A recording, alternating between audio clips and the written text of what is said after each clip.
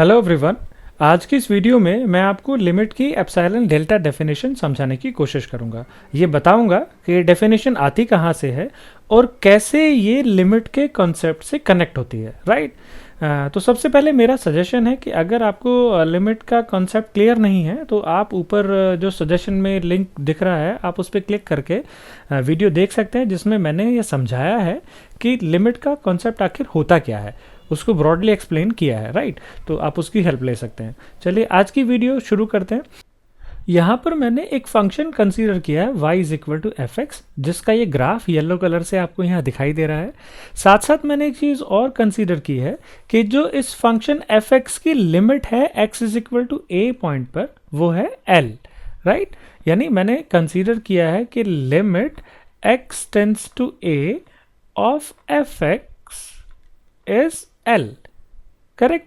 तो ये जो लिमिट है एफ एक्स की x is equal to A point पर l, वो तब होगी अगर मैं x is equal to A point पर लेफ्ट साइड से या राइट साइड से जब अप्रोच करता हूं तो एफ एक्स की कॉरस्पॉन्डिंग वैल्यू l की तरफ अप्रोच करनी चाहिए।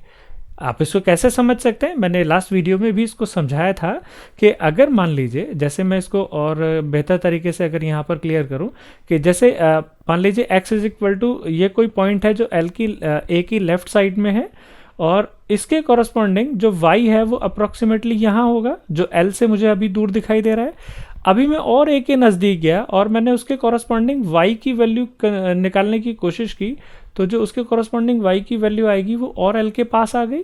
मैं और x is equal to a point के नज़दीक गया, उसके कॉरस्पॉन्डिंग अगर मैंने y निकाला तो वो और l के नज़दीक आना शुरू हो गया। ये आपको यहाँ दिखाई दे रहा है। ऐसे ही अगर राइट साइड में मैं इस x is equal to a के राइट साइड में भी यही सिचुएशन देखने की कोशिश करूं, तो अगर मैंने एक पॉइंट लिया जो a से थोड़ा सा दूर है तो उसके कॉरस्पॉन्डिंग जो पॉइंट आया y की जो वैल्यू आई वो l से मुझे दूर दिखाई दे रही है। और अगर मैं a के नज़दीक आता हूँ राइट हैंड साइड से, तो जो कॉरस्पॉन्डिंग y है वो l के और नज़दीक आ रहा है। और जैसे जैसे मैं आगे बढ़ता जाऊंगा a के नज़दीक आता जाऊंगा x एक्सेस पर, कॉरस्पॉन्डिंग y मेरा l की तरफ मूव करता जाएगा। और अगर ऐसी सिचुएशन होती है तभी हम कहते हैं कि x is equal to a point पर इस फंक्शन की लिमिट l है, राइट। ये मैंने पिछली वीडियो में भी आपको समझाया था।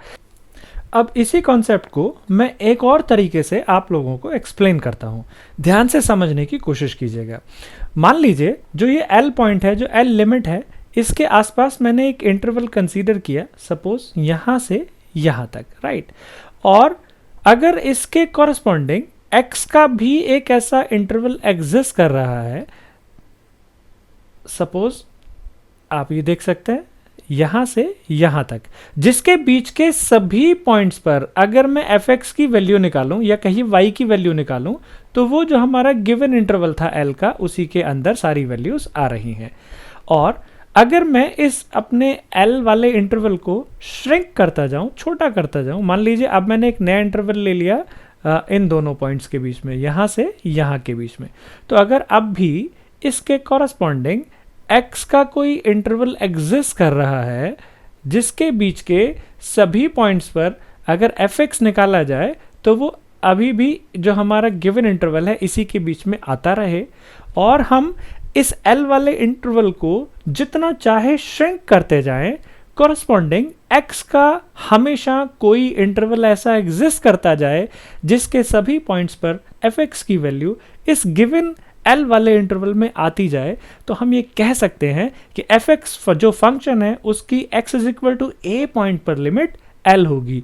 चूंकि L के अराउंड हम जितना भी इंटरवल छोटा करते जा रहे हैं, यानी जब हम L की तरफ अप्रोच कर रहे हैं तो उसके कॉरस्पॉन्डिंग हमारे पास x is equal to a के आसपास भी एक ऐसा इंटरवल एग्जिस्ट कर रहा है जिसके सभी पॉइंट्स पर f(x) की वैल्यू उसी इंटरवल में आ रही है, मतलब x भी a को अप्रोच कर रहा है। तो हम ये कह सकते हैं कि x is equal to a point पर फंक्शन की लिमिट l होगी। इसका मीनिंग ये हुआ कि अगर l के आसपास हमें कोई इंटरवल गिवन हो, मान लीजिए उस इंटरवल की जो लेंथ है वो एप्सिलॉन लेंथ है, राइट। l के आसपास हमें एक इंटरवल गिवन है जिसकी लेंथ कितनी है, एप्सिलॉन। और अगर उसके कॉरस्पॉन्डिंग हमारे पास x का भी कोई इंटरवल एग्जिस्ट करे, मान लीजिए इस तरह से x का कोई इंटरवल एग्जिस्ट कर रहा है, और इस जो इंटरवल की लेंथ है वो लेंथ है मान लीजिए डेल्टा, ठीक, सच दैट इस इंटरवल के जितने भी पॉइंट्स हैं उन सब पर fx की वैल्यू एप्सिलॉन वाले इंटरवल में ही लाई करे, और एप्सिलॉन की वैल्यू हम कितनी भी छोटी लेते जाएं उसके कॉरस्पॉन्डिंग डेल्टा की कोई ना कोई वैल्यू एग्जिस्ट करती जाए, तो हम ये कहेंगे कि fx इज इक्वल टू जो fx फंक्शन है उसकी जो लिमिट है x is equal to a point पर वो l होगी। और इसी कॉन्सेप्ट के बेसिस पर हमें एप्सिलॉन डेल्टा डेफिनेशन मिली, जिसमें कहा गया that l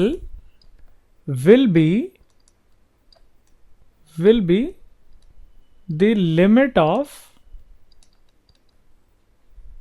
fx as x tending to a if for given epsilon greater than 0 there exists, this is a sign of there exists, a number delta greater than 0 such that fx minus l mod less than epsilon for all mod x minus a less than delta, right, this is the definition.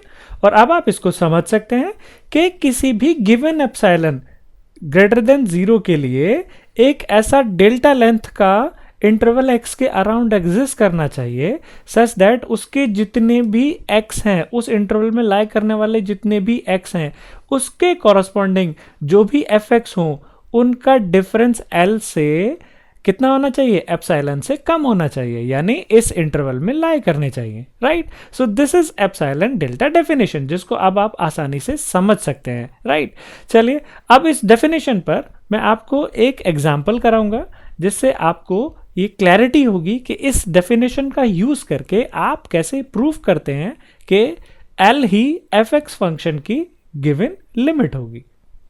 मान लीजिए y is equal to F X, हमारे पास एक function है जिसकी दो values हैं x upon 2 और 2 तब है जब x की वैल्यू 2 होती है और बाकी सभी पॉइंट्स पर इसकी वैल्यू x अपॉन 2 है। तो अगर इस फंक्शन का ग्राफ ड्रॉ किया जाए तो आप यहाँ देख सकते हैं येलो कलर से इसका ग्राफ ड्रॉ किया गया है। This is a straight line और x इज इक्वल टू 2 पर इसको एक डॉट से रिप्रेजेंट किया गया विच इज अप्रॉक्सीमेटली आप यहाँ देखेंगे तो दिस इज अप्रॉक्सीमेटली 2। ओके चलिए अब इस फंक्शन की लिमिट के बारे में बात करते हैं जो कि प्रूफ करना है कि इस फंक्शन की लिमिट एक्सटेंडिंग टू 2 पर 1 होगी यूजिंग एप्सिलॉन डेल्टा डेफिनेशन। तो कैसे प्रूफ कर सकते हैं, बहुत आसान है। सबसे पहली चीज हमें क्या होती है, एक गिवन एप्सिलॉन होता है such that F X minus L less than epsilon हो, राइट। तो हम यहाँ पर क्या कंसीडर करेंगे कि let epsilon is greater than 0 is a number such that क्या हो जाए, एफ एक्स माइनस एल का जो डिफरेंस है वो कितना हो जाए, लेस देन एप्सिलॉन हो जाए। और जैसा कि आप अपनी प्रॉब्लम में देख पा रहे हैं कि एफ एक्स की वैल्यू कितनी है, एक्स अपॉन 2, एल की वैल्यू कितनी है 1, लिमिट 1 आनी है, इज लेस देन एप्सिलॉन। अब इसके कॉरस्पॉन्डिंग अगर हम एक नंबर डेल्टा ऐसा ढूंढ पाएंगे सच दैट x माइनस 2, चूँकि जो अब हमारा पॉइंट है वो जो जहाँ लिमिट निकालनी है वो 2 है, तो x माइनस 2 का जो मोड है वो लेस देन डेल्टा आ जाए। तो अगर हम ऐसा कोई नंबर डेल्टा निकाल पाएंगे तो ये हमारा प्रॉब्लम प्रूफ हो जाएगी। तो कैसे हम निकालेंगे आइए देखते हैं। तो हमने कहा कि let epsilon is greater than 0 is A number such that x upon 2 minus 1 is less than epsilon. Suppose ये जो सारा कुछ होता है it happens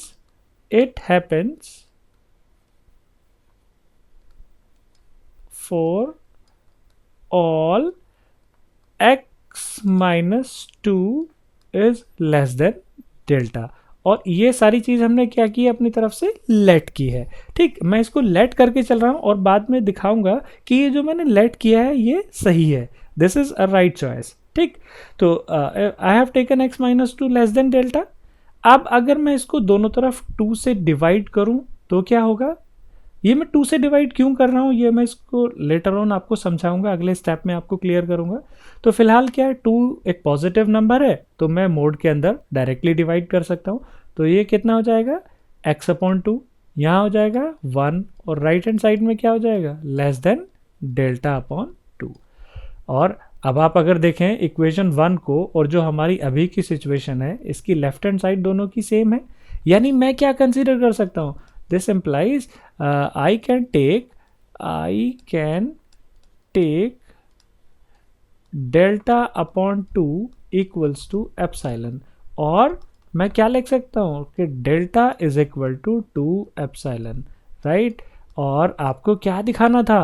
आपको दिखाना था कि ऐसा डेल्टा एग्जिस्ट करना चाहिए, और चूंकि एप्सिलॉन गिवन नंबर है यानी ये नंबर एग्जिस्ट कर रहा है तो डेफिनेटली 2 एप्सिलॉन भी एग्जिस्ट करेगा, यानी जो अभी हमने डेल्टा निकाला है वो 2 एप्सिलॉन है और वो क्या कर रहा है?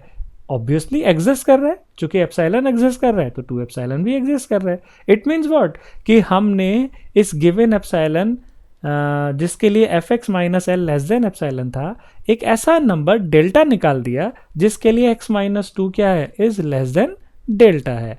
तो क्या हो गया? इसका मतलब क्या हो गया कि limit x tending to 2 of fx कितनी हो गई? 1 हो गई। और कब 1 हो गई? When you take delta is equal to 2 epsilon, ठीक। और एक चीज अब आपको समझ में भी आई होगी कि हमने 2 से डिवाइड क्यों किया था। एनी हाउ हम इस सिचुएशन में जो हमारे पास ये सिचुएशन होती है इसको यूज करके हम किसी तरह जो हमारे पास गिवन सिचुएशन होती है, ऑलरेडी गिवन एप्सिलॉन की वैल्यू होती है, वहां पर जाने की कोशिश करते हैं, सो दैट हमारे पास जो ये डेल्टा है और जो एप्सिलॉन है, अगर मैं इसको सपोज दूसरे कलर से मार्क करूं कि ये जो हमारे पास डेल्टा है और जो एप्सिलॉन है, हम इनके बीच में एक रिलेशन निकाल सकें। उससे फ़ायदा क्या होगा कि अगर एप्सिलॉन गिवन है यानी एग्जिस्ट कर रहा है तो डेफिनेटली जो हमारा डेल्टा है वो भी एग्जिस्ट करेगा, जैसे हमारा इस सिचुएशन में हुआ भी है कि अगर मान लीजिए एप्सिलॉन 0.25 आपको गिवन है तो हमारा उसके कॉरस्पॉन्डिंग जो डेल्टा है वो कितना हो जाएगा? 2 into 0.25, दैट इज 0.5, राइट। सो एक चीज और हमें यहां पता चली, that delta is a function of epsilon. ये एक नई चीज हमें पता चली कि जब भी हम डेल्टा की वैल्यू निकाल रहे हैं वो किसके टर्म्स में आ रही है? एप्सिलॉन की। तो आप ये हमेशा याद रख सकते हैं that delta will be a function of epsilon, right. हो सकता है बहुत सारे लोगों ने आज ये पहली बार ये कॉन्सेप्ट सुना हो। चलिए, anyways thank you so much for listening. हो सकता है कि आज आपको ये कॉन्सेप्ट बेहतर तरीके से समझ में आया हो, और अगर ऐसा है, ये कॉन्सेप्ट आपको समझ में आता है तो प्लीज़ वीडियो को लाइक कीजिए, चैनल को सब्सक्राइब करना मत भूलिए, और बहुत जल्दी इससे अगले कॉन्सेप्ट यानी कंटिन्यूटी के थ्रू हम आपसे फिर से मिलेंगे। तब तक अपना ख्याल रखिए, टेक केयर।